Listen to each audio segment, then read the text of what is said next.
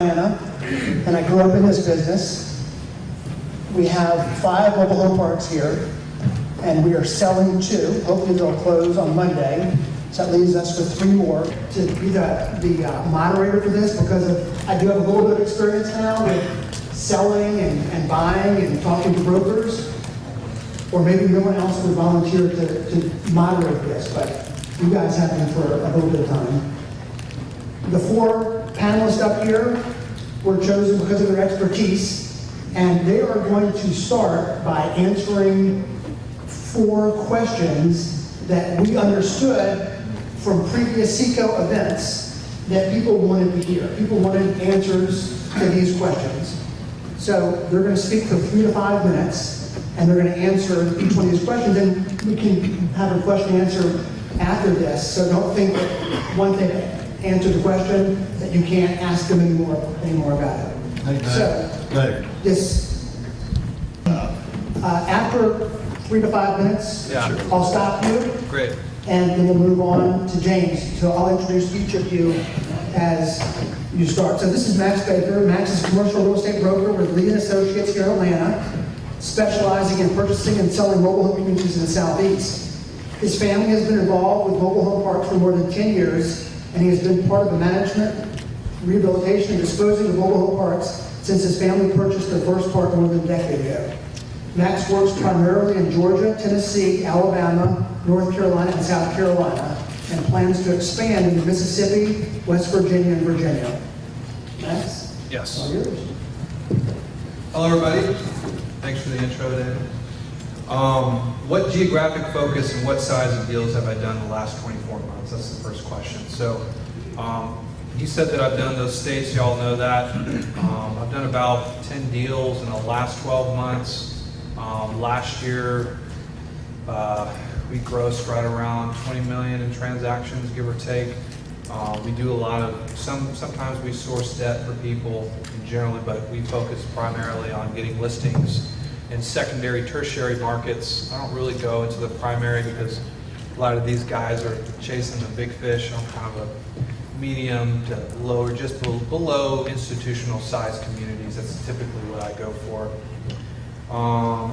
What do buyers want in 2016, and has this changed in the last 24 months? I'd say the biggest thing that the buyers have seen change that I've seen is really just banking. Banking has been the biggest variable that controls pricing, because kind of my pitch to a lot of sellers is it really doesn't matter what I think it's worth or what you think it's worth, it's what it'll appraise at. And that's where I add the most value, because we've researched and found every single mobile home park in Georgia, Alabama, Tennessee, North and South Carolina. So every year we go through and we see who the active buyers are. So, I mean, I might be speaking for myself here, but I feel like I'm the only one up here that has actually researched and found all those parks and monitors the sales every year. You can't find it on CoStar because... We have 2. Oh, you have? Yeah, well, you guys are awesome. I was trying to leg up on you. I'm not really working those markets, so I know Florida. Yeah, you're in Florida. Yeah, you're in Florida guy. So, but in general, like when we get under contract, that's where I add the most value. Essentially, I have all the comps. I've got sales comps, I've got rent comps. So anytime y'all have a deal that's kind of having a little issue because of appraisal, just give me a call, and like I said, I can help you out with that. Next thing is... Can everyone hear okay? Speak up a little bit. Is that better? Yeah, posture. Yeah, posture. You give me a few ways to improve marketability. The biggest thing that I see with park owners is the entrance is always the biggest variable a lot of people have with communities. And the signage is a big deal. Make sure you have your phone number on the sign. Make sure you have an email address on the sign, because as technology improves, a lot more of people that are living in these communities are using their cell phone. They don't have a land phone. They don't really believe in land phones. It's typically that. Even having maybe a MasterCard Visa logo on your sign to show that you all accept that. It's been my experience that people don't typically pay you with that, but when they get behind on their rent, they come to run. I mean, David would know more than I would, but they come run to you with a credit card to pay off their back rent or whatnot. So that's one thing. The other thing is make sure you have a website.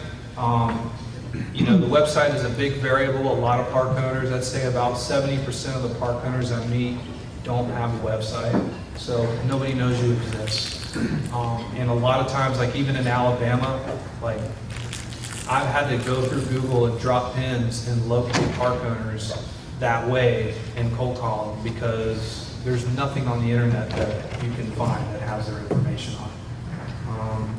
Any tips for being a successful buyer of a community amid all the other buyers today, competitive buying environment?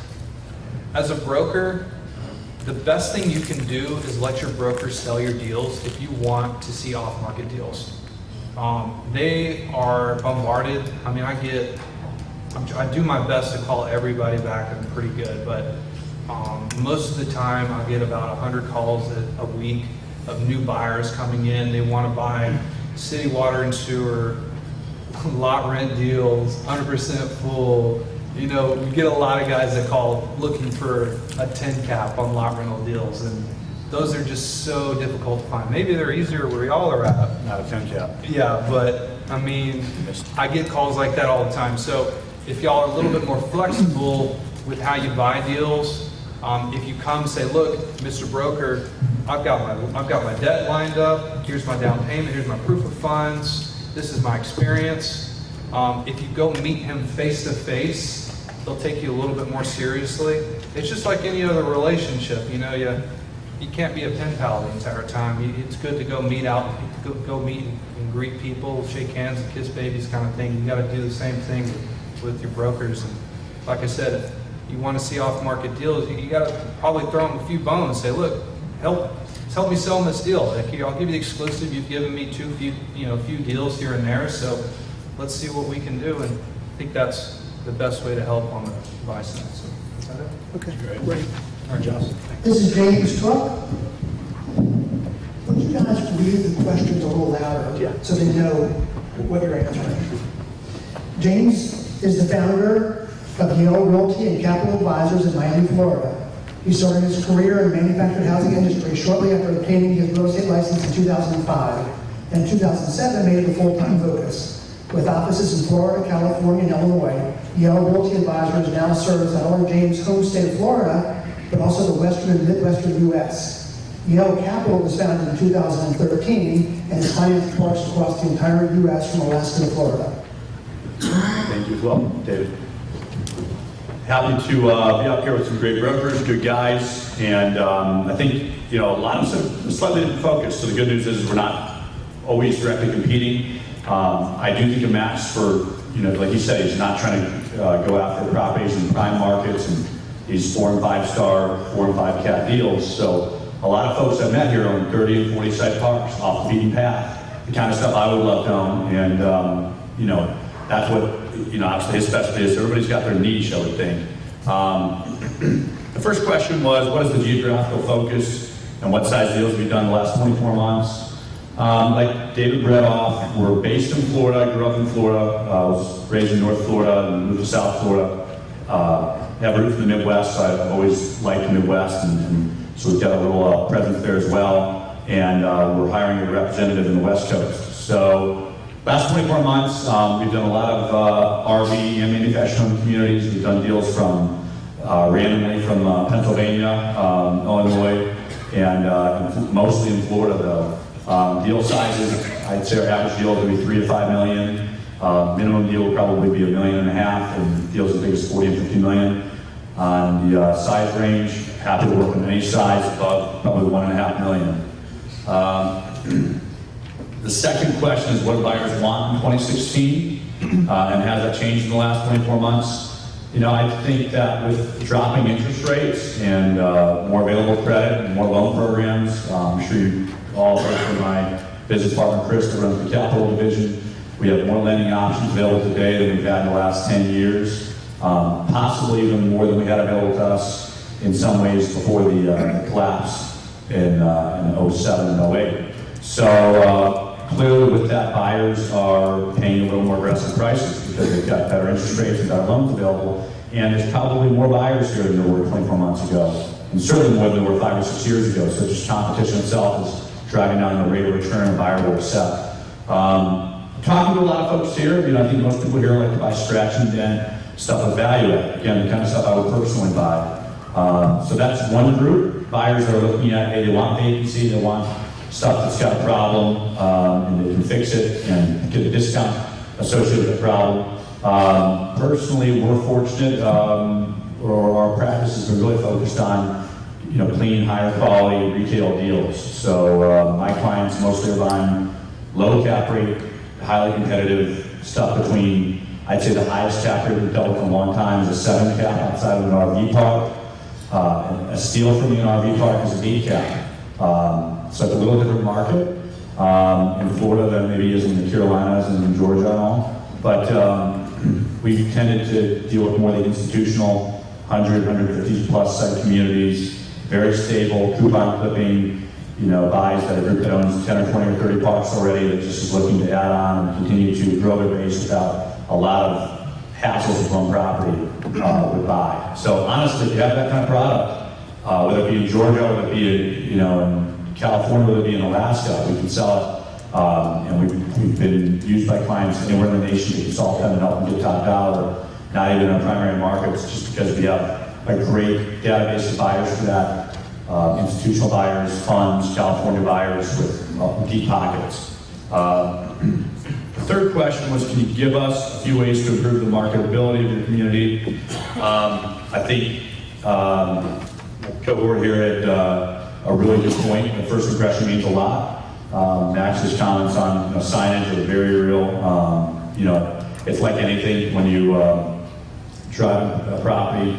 If your tenants are seeing an ugly entrance and run down and you don't care about your property, you're not going to attract tenants that really care about maintaining their places, and it sets a bad standard.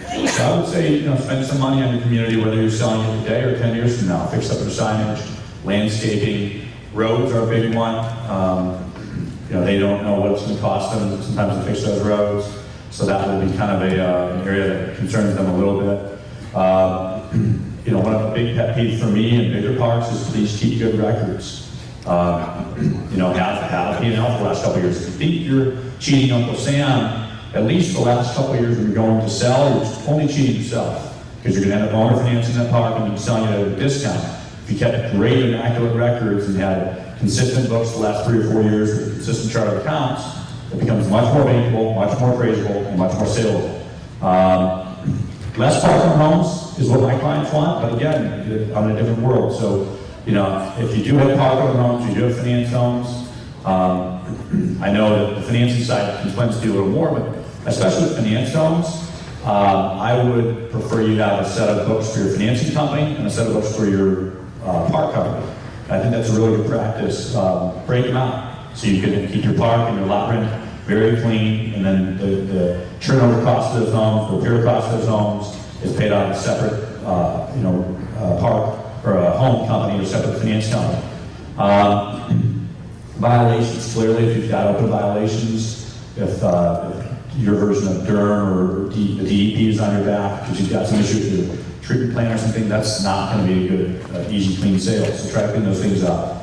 And I think the best way to improve your marketability a lot of times is try to listen to your broker. If your property's been on the market for 3 or 4 years and you've been listed 4 times by 4 different brokers, it may not be the market's problem. You may want to either get realistic, or often you got to go back to the drawing board and spend some time, spend some money, and lease the property up and improve it. You talk to people all the time, your property might be worth $4 or $5 million if you did this and this and this, but today it's only worth 2 because we got to spend a lot of time and energy and effort to get it to where it could be worth 4. Okay. Any tips on being a successful buyer of a community to stand out from all the other buyers in the competitive buying environment? I'd just say have your financing in order. Have your cash. Be clear with your broker on how you're going to finance the property or how much cash you have or capital you have to do the deal. Clearly financeable, good credit, all those things. When you do write a contract, try not to tie it up for too long. Put a relatively, respectable due diligence period, closing period on there that doesn't disrespect your broker or your seller's time. And then just don't tie up properties and play with them and cancel the contract, because you do that a couple times where earn a reputation of somebody that brokers know they're just wasting time with and losing a lot of their momentum with. So happy to answer any questions after, and glad to meet you all. Thank you, James. Okay, next is Kevan Enger. Kevan is a seasoned multi-housing investment sales broker with Capstone Manufactured Housing in Maitland, Florida. He specializes in the acquisition and disposition of manufactured housing communities and RV parks across the country. Kevin's experience and mobile home product expertise allow him to provide in-depth knowledge regarding local markets and regional trends, asset-specific strategies and advisory services, and the appropriate marketing methods and promotional tools that allow him to service both private equity and institutional investors nationwide. Thank you, Kevan. Thank you very much. Yeah, I'm with Capstone. We have 7 offices over 5 states in the Southeast. Let me get to my first question here. What is our geographic focus and what size deals have I worked on in the last 24 months? Because of the multi-locations we have, you have tall guys sitting? Sure. Because of our multiple offices in the Southeast, we've done deals throughout the Southeast, Florida, Midwest. We've closed deals this year in Florida, Tennessee, Indiana, North Carolina.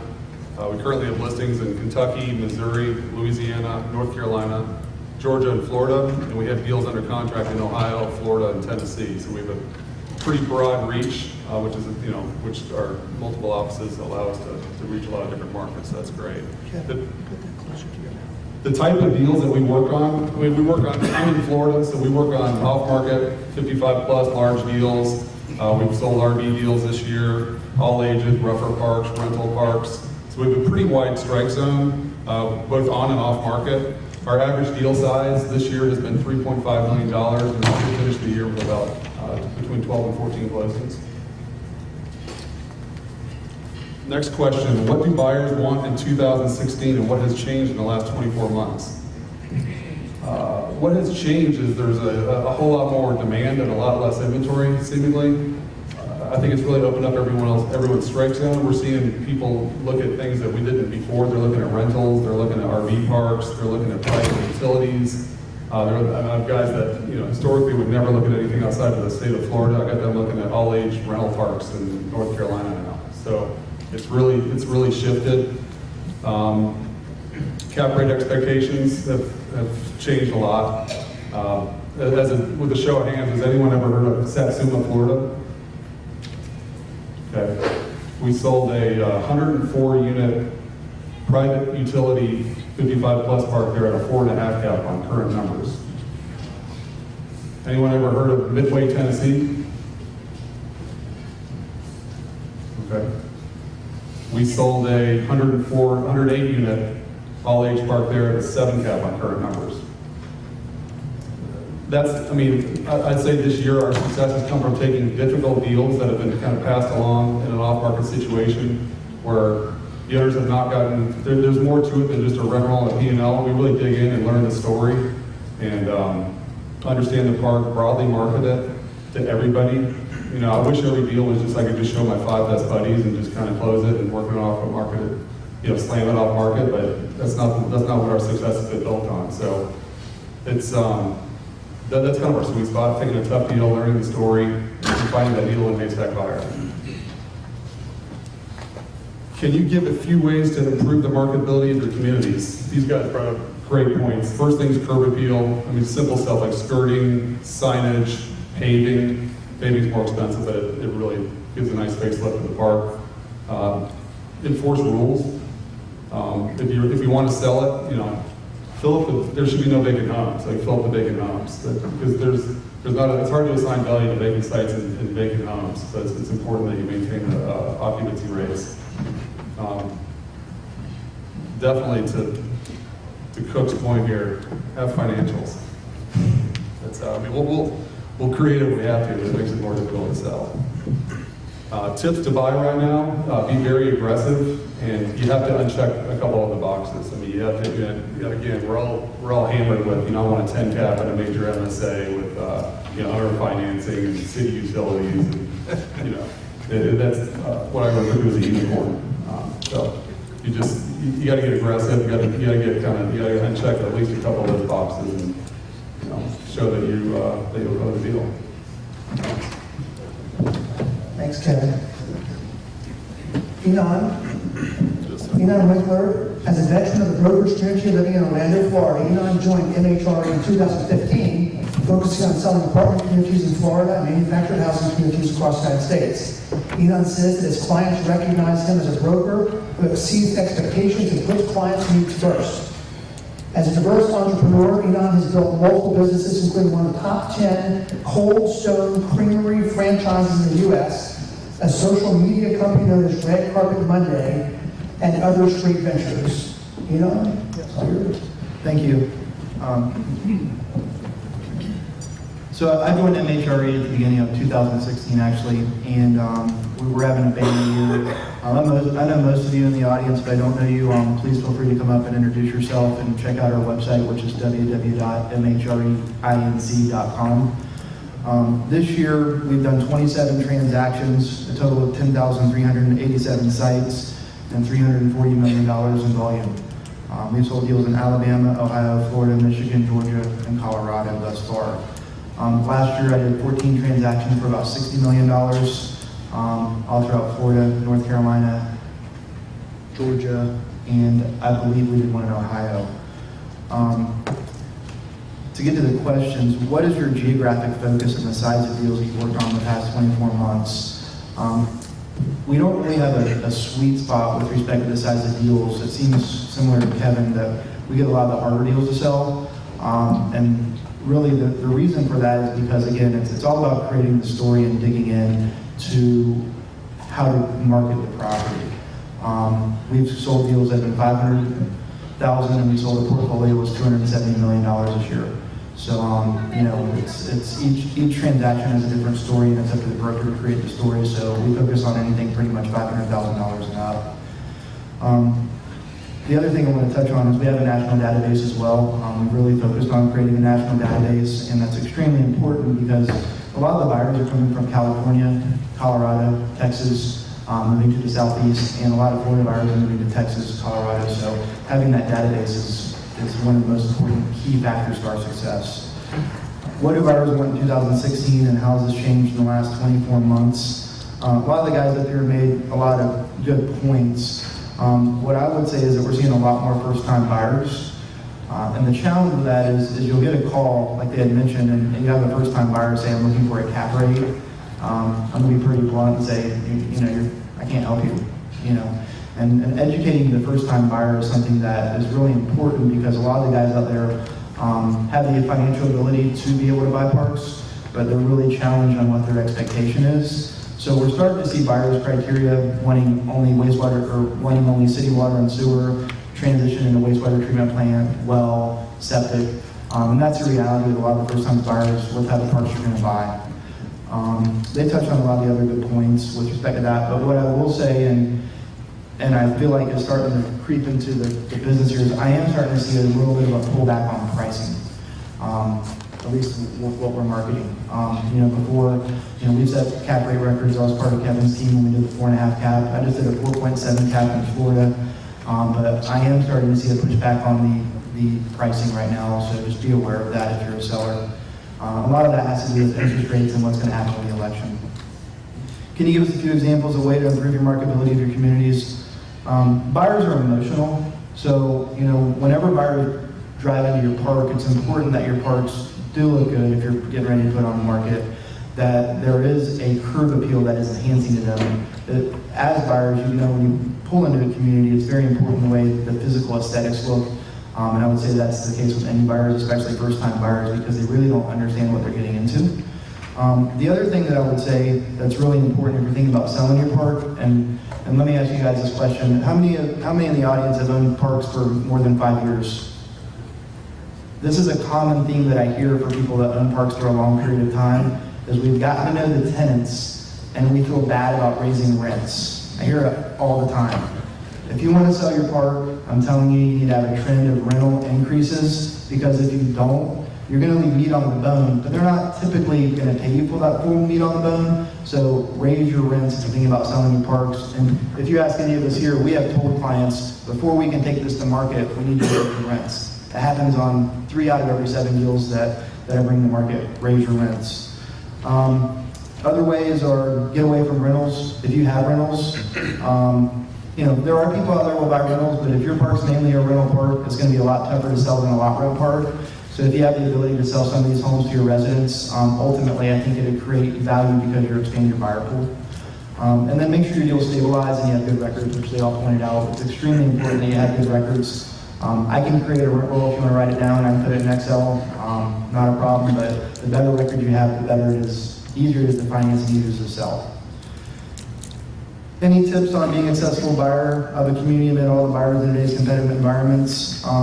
They touched on a lot of good things. But the one thing that I would encourage all of you to do is create a bio.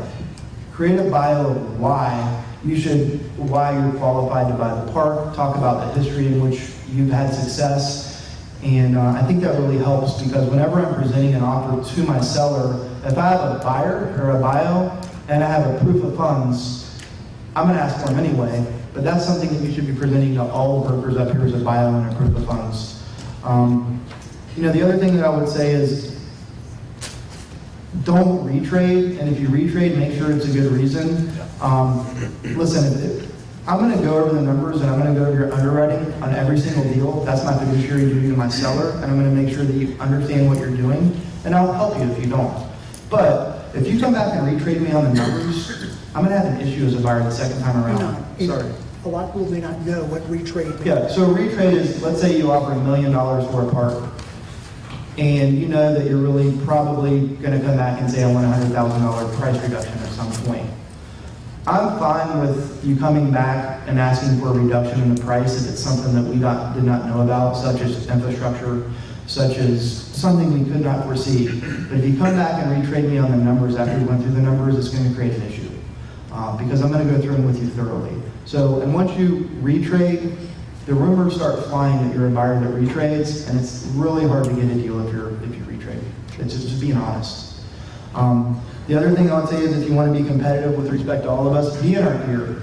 We have buyers calling us every day saying, we're new to the industry or we buy parks. The more you're in our ear, the more we will remember you when we have a park. Because typically when I list a park, I can name the top 5 buyers right off the top of my head.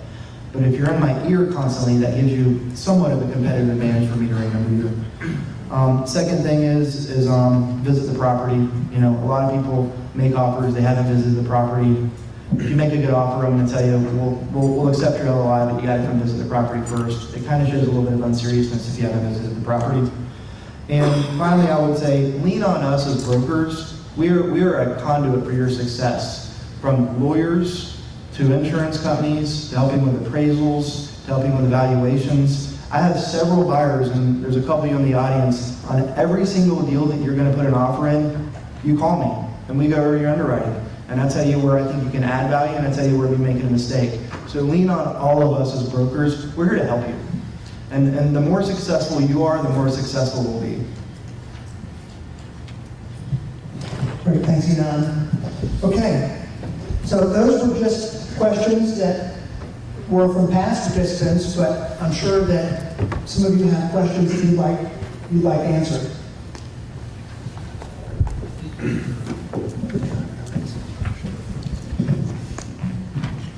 What is a reasonable due diligence period? Not too long or too short? Depends on, in some ways, the size of the park. But I will tell you that a typical due diligence period is 30 days. But to be competitive, because you have competition, a lot of people will shorten on smaller parks to 15 days, 7 days. So I think as a buyer, you got to think about what your competition's going to do and how to be as aggressive as you can with being comfortable. Because I get it, you want to make sure you have time to do your due diligence. But if you're a first-time buyer compared to a seasoned buyer, it's just going to take you longer. But if you have a bio, a strong record, and you convince us that you're emotionally attached to the deal and you're a good buyer, that's a leg up for you. So 30 days is pretty typical in my world. Yeah, I'd say that actually the average on a finance transaction, maybe 30, or maybe like 45. As far as, I think 60, beyond 60, you're just unreasonable. Under 30 is pretty tight if you're actually going to finance it, because most people want to know they've got their bank and they know what they're going to be borrowing, and know how much they need cash they need to close the transaction. And it will take a bank a lot of times 30 to 35 days just to give an answer on that. So, all right. We touch on like the property versus the financing, so that way it kind of, I mean, the property Sure. is typically different. Yeah, maybe I'm different from some other brokers. Sometimes you get a client that has a long financing contingency after the due diligence. I like those combined because I don't like to be tied up for 45 more days after they're done with property due diligence. So I just ask for an all-inclusive contingency period. People will back out during the financing contingency for any reason at all. They can always say the financing wasn't what they wanted. So total financing and due diligence period, probably 45 days is average. I was going to say also, if you come in with $1 million deal under contract and you put up $1,000 earnest money, you're going to be kind of, people are, I know it's refundable, but people don't not going to take you seriously. Yeah, so. Lean on us to help you with that. I mean, our job is to make your offer as competitive as possible. So, I mean, every one of these guys are great brokers. Lean on us. We will help you write what we consider to be a fair offer with fair terms. Our goal is to help you to get the transaction done and put the right person in place. Lean on us. In your appraisals on mobile home parks, what is the most desirable space size? On appraisals? The space size, park space size, is it 50 by 120? Is it?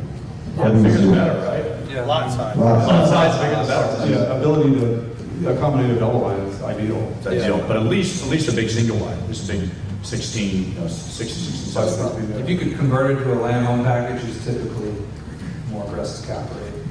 In Florida, we get stuck with a lot of deals where, they're older parks and, you're stuck putting a park model in instead of a mobile home, so that's a challenge.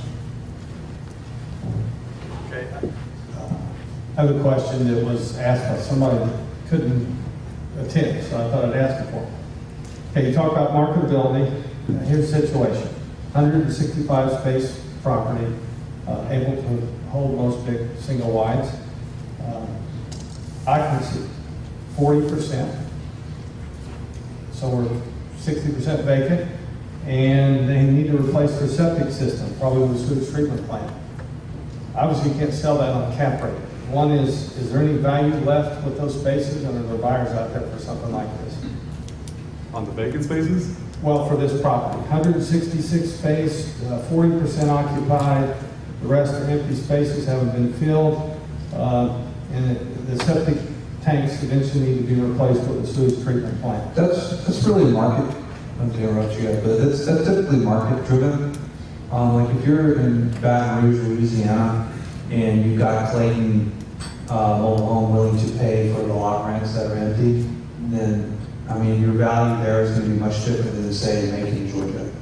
So Okay, tertiary market, 80,000 people. There's no retailer going to put homes on this The property. two examples I gave in the beginning here were about that situation where it was parks that had the ability to bring in homes. It's part of the story. I think it's difficult to underwrite, but it's part of the story. That's how we got to a 4.5 cap, and that's how we got to a 7 cap. It'll drive down the cap rate. If again, it depends on the economy of the market, and depends on, I think, your alternative home or housing options. But if there's an infill story there, then yeah, certainly there's some value. Like you said, it'll just drive down the cap rate. Maybe a full 45 or 65 full park will be worth a 9 cap in a tertiary market, not 8, 9. There's no cap right here, it's just making it expensive. Right. Well, then, And he has to have a buyer's will to go in and replace the septic system with a sewage treatment plant. On this type of deal, the key, in my opinion, is you got to compartmentalize these issues. So, I mean, the park is obviously going to have income from what's full, and then you're going to have your expenses. The big hair on the deal is not the vacant spaces so much, because as we've learned from the conference, there's a lot of retailers and stuff out there, and there's a lot of programs that are helping people fill the homes.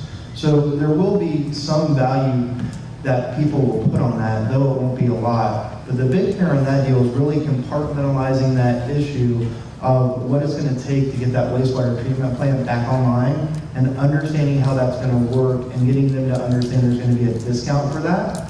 So in that type of situation, you really just got to compartmentalize those issues and put a value on all of those, and then you got to create a story around it.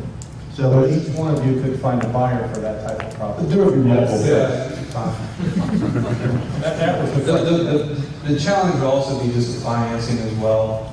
I mean, I've got a 209 space park right now that, you know, it's priced at an 8 cap, but the challenge is that the financing, a lot of banks are not willing to finance stuff at 40-50% occupancy. So that's been a variable. I mean, you guys maybe have a little more success than that. Maybe. On a side note, we launched the 207 site deal in Eastern Tennessee on Monday. It's under contract. Same thing, it's 50% full. But they didn't need a new sewage treatment plant. No. The wastewater treatment plant on that deal will be an issue though, because the buyer pool amount will be very small, the financing will be very slim. It's going to be all cash. Yeah, To be honest, it's going to be an all cash deal, and there will be bidders, certainly. You just need to create a market for it. Any of us can get 3 or 4 or 600 or 800 eyeballs on it, and there will be bids. There, you know, we'll set a starting price most likely, and let the buyers really bid it. But if you set it too high, they'll steer away everybody, and you won't have any bidders. Steve, as an operator, David Kevan, Spencer, and you, who've done this for a long time, and you know what that makes us. And to me, You'd like to get into sewage, yeah, I would expect. and for me as an operator, if someone that was selling a park like that had done some legwork and would tell me as a buyer, I've spoken to the municipality, here's what can be done, they have the capacity, and if the price is right, and if there is a need for people to be in that area, Yeah. it would excite the heck out of me as an operator. 100%. Good answer. Okay. Great answer.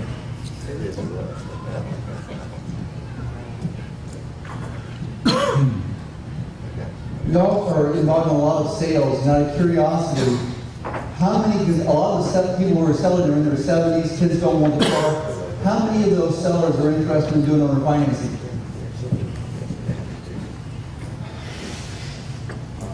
I think that, again, you have to look at the story and where they're at. So I will tell you that a lot of the sellers initially are opposed to seller financing, but when you really dig in and understand their basis and their tax situation and educate them on why they should hold paper and the benefits of holding paper, they become more open to it. So it's really an educational process for them as to why they should do this.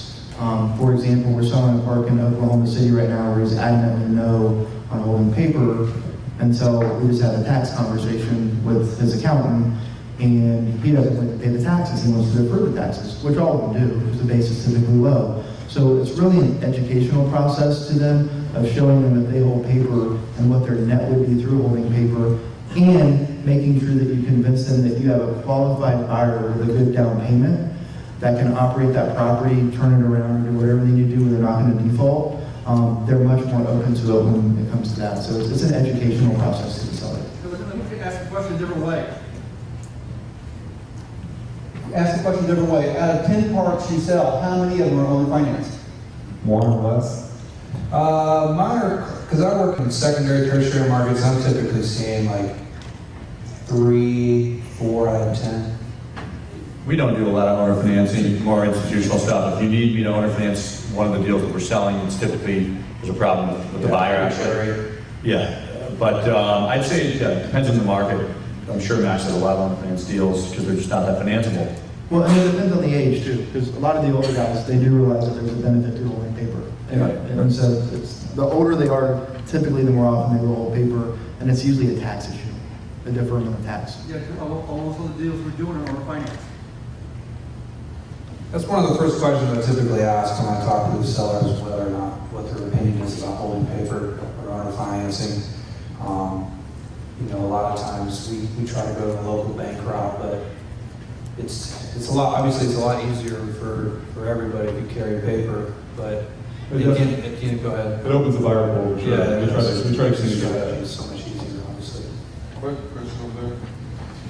Yeah, can you discuss factors as it pertains to park size or unit count? Are you seeing the more institutional crowd paying up for larger parks or portfolios? Yeah, In a lot of markets that I see, I mean, we've got a deal in Knoxville, it's under contract right now, and I mean, he's paying a 6.5 cap on a 140 space park.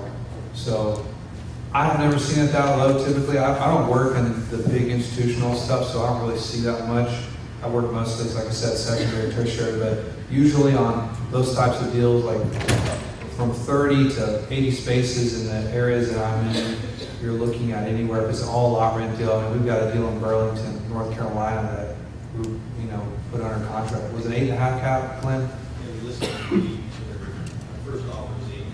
Yeah, and that was a 54 space, all lot rent, 100% full.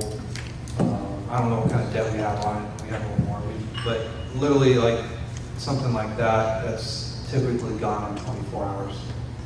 And let me just touch on the question. I think a lot of, there's, you know, when they ask how many sellers are out there, there's no hands, and then if you ask how many buyers, all the hands go up. I think what's really important as a buyer is knowing where you can play competitively and staying within that niche. I mean, I think that's really important. I mean, if you own 2 parks and your park's, you know, 40 units and 100 units, and you're trying to buy a 300 unit park in a major MSA or right outside a major MSA, it's going to be extremely competitive, and you're probably wasting your time. So really understand what your niche is and where you're going to be competitive. It'll save you a lot of time. You had mentioned on the low basis older seller and carrying paperback with regard to the tax consequences. We just went under contract on a deal where the seller indicated that he would be willing to take back paper until he talked to his accountant and tax folks. He'd been consistently 1031 exchanging properties over a series of years, and felt at least he's being advised that he could not carry paper back, or he would have the full consequences of basically zero basis property being taxed, on 100% of the sale price, and the taking the paper back would have had a negative consequence because he wouldn't have the liquidity to pay the taxes that he might be faced with. And so it seems that you're contradicting that based on carrying paper back may have a tax benefit, and just if you can expand on that. So the biggest challenge with and again, it's a lot of the guys that have 1031 over and over again, or they've owned the property for a long time, is their basis. And there's several ways to look at that, but with respect to their taxes and the accounting, maybe the accountant advised on the down payment to cover his taxes, therefore he's going to get cash flow. So there's a lot of different ways to look at that, but what I can tell you is that they really are fearful of just paying taxes. So you want to try to create an opportunity for them to be able to continue getting cash flow.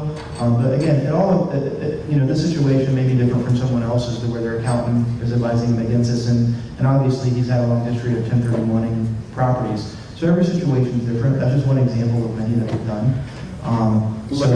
May I step in here? Let me explain one thing that occurred to me on a owner financing I did when I sold one of my parks. And it's not made clear when you talk about seller financing that you can defer the taxes.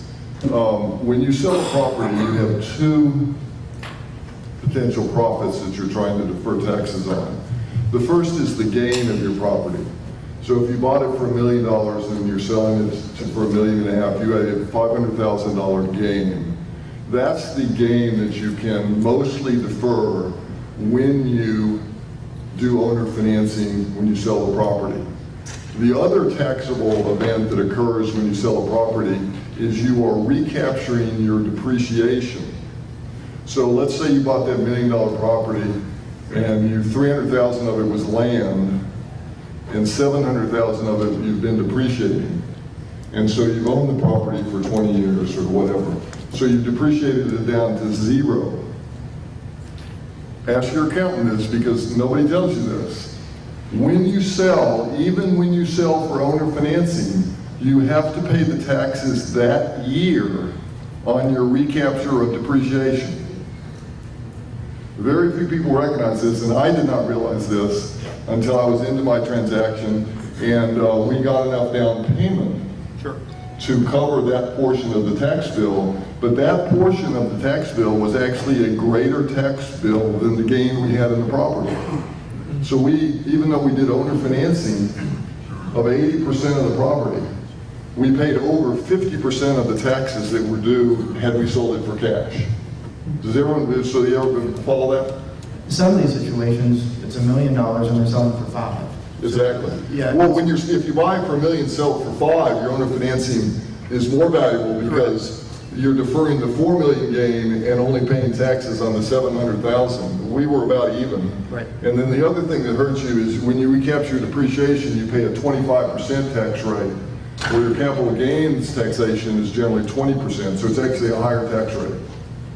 So, I'm not an accountant. The recapture tax rate is 25, yes. I'm not an accountant, but I have had personal experience with these calculations. And also add in that when you're repaying when you're going financing, you're deferring the capital gains, you're paying back with cheaper and cheaper dollars over time. Right, and then there's value to that, a lot of value to that. I got a question over here, David, but I'm going to ask you guys a quick question, two things. It's related to the net income calculation you got for your cap rate sales.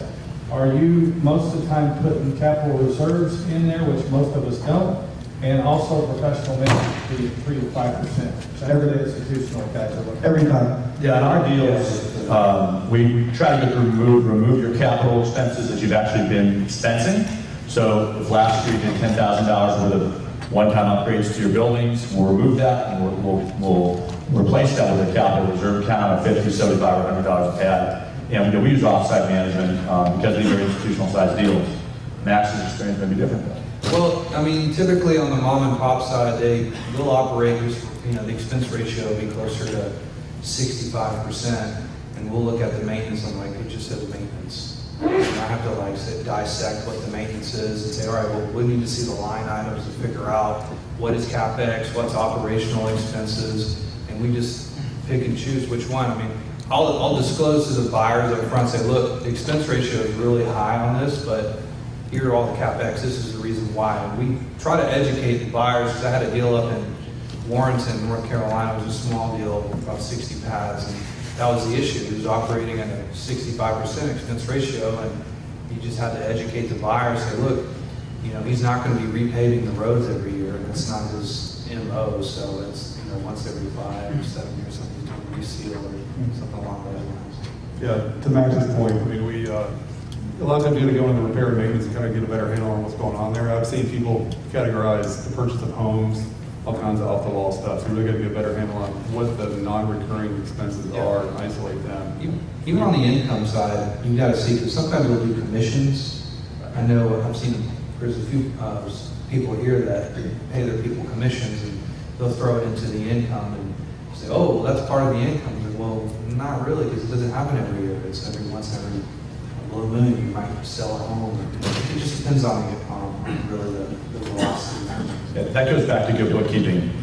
You want to have your lot rent and your different income streams broken into separate categories in your income on your P&L, so we can actually differentiate what's reoccurring and what's underwritable and what's one time on the income and the expense side. A lot of times too is I'll actually get some vendors involved. It's a little bit more long-winded, but there's a trash renegotiating group down in Florida. I'll introduce them. If their trash expense looks a little high, or they're getting gouged by the local municipality, or it's not municipality, the local private group, I'll try to put the vendors in there, and I'll try to get them to lower their expense ratio as best I can, because a lot of times a lot of people are getting taken advantage of by local vendors, and they've never really shopped around, so that's kind of the thing we try to do as well. Yeah, I'm sure these guys are the same way, but I mean, we underwrite so many deals and we see so many deals that, I mean, I've just in the process of doing a BOV, I mean, we've identified leaks and stuff like that. So, I mean, we know the metrics and the red flags jump out immediately. Yeah. But you guys do put reserves after you pull up capital expenses. Yeah. Okay. And then a lot of owners too won't put a management fee because they don't charge a management fee. Most buyers won't put a management fee in there. So if I come to you and I don't put a $20,000 management fee, just for example, and you cap that, I mean, the reality is I'm pushing the value of the property where someone is going to, all people are going to put that in for the most part. So our goal is to be extremely honest in our evaluation on what buyers are going to do, because we don't want to set expectations that waste anyone's time. We have someone. Yeah, let's ask this question here. All right. Yeah. I was going to say, we really follow whatever the bank is underwriting at. I'm always on the phone with American Commerce Bank or Clayton Bank, talking to Kevan or Clint. I mean, Clint's here, I don't know where he's at, but we're always talking to them saying, look, where are you guys underwriting at? Because it's changing. They change, I don't want to say regularly, but every month there's a little tweak to it. So I'm typically on the phone with the bankers to try and figure out how they're underwriting. That way I can adjust. So my question circles back to what you were talking about as far as the tax consequences of some of those deals. And we've done Roth self-directed IRA money. And so my question to you, which avoids quite a bit of that, by the way, all of it. How many deals do you see non-recourse self-directed IRA type mobile home parks? We've got one right now in Dothan that's set up that way, where it's all, I'd say 1 out of every 15 parks I'll see that's set up that way, but but the challenge is it's difficult to sell because you've got to educate a lot of the first-time buyers what it is, and a lot of times they're like, well, what's the Dodd-Frank Act? I mean, how's that going to come into play when I buy a park? Am I going to be taken down by the government as soon as so there's a lot of education. It's just education though. Yeah, so that makes it a little bit more difficult to sell, but it's definitely sellable. More what I've seen though is when syndicators or guys go out there and raise money, the expansion of using IRA money, which is self-directed or whatever, is becoming a large part of their money raising strategy, and it works. So it's I'm seeing a lot of people like Jefferson Lilly that's here. Jefferson goes out and raises money for his deals, and I'm sure Jefferson uses a lot of self-directed IRA money that's put into his deals, so it's very beneficial for your IRA and for raising money for Jefferson, for example. Last question. I'm sorry. Quick question. What are you seeing in terms of the value of empty lots? That's really market driven, like I said earlier. It depends on the area. But here, I mean, it's tough to say, Spencer. I mean, there's a lot, like some areas like here in Macon, Georgia, the value of the lots down there are going to be a lot different compared to Knoxville, Tennessee. Like I said earlier, Baton Rouge. I mean, it just depends on the local demand. But it's kind of hard to just say this is the general. But I'd say the cost of rebuild. Why don't you, here's the thing I would do, and we don't do a lot of vacancy, but if you've got a significant amount of vacancy and you've got a good market where those sites are fillable and there's actually demand for homes and you sell homes, what I would look at is what your sites are worth full. So you take the 60 sites that are full, look at the value of those, and you apply a fraction of the value of the full spaces to the vacant spaces. So maybe a quarter, maybe a fifth of the full space value for the vacant spaces would be a good starting point. So your sites, I've sold sites for 80,000 space, I've sold sites for 15,000, 10,000 space. So that's why there's such a wide range. A $10,000 filled site, a vacant site is worth probably a donut. An $80,000 filled space, a vacant site's got some value. Yeah. Spencer, did you want to wrap up here? Don't forget to text in your comments on this. Microphone. David, I was going to introduce Chris nicely, but David Ross is rushing to catch a flight. How about if we do David Ross in this next panel and Chris after that? Sure. Let's text your results on this panel, and then let's give them a round of applause.